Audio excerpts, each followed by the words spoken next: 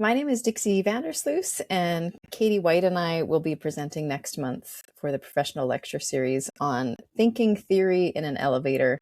And it's based on our podcast, Elevator Systems, that we started, I guess, about a year and a half ago.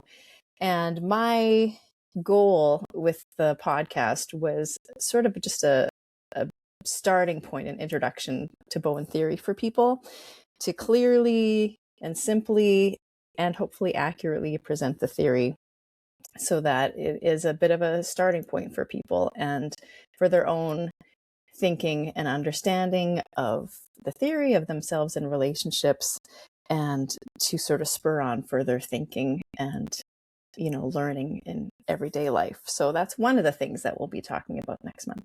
Yeah, and I think the other thing that I wanted to highlight on this little promo is I get really interested in how people hear the theory. So I think one of the things we'll talk about is thinking about the audience. How do you think about representing complex ideas accurately? How will people hear them?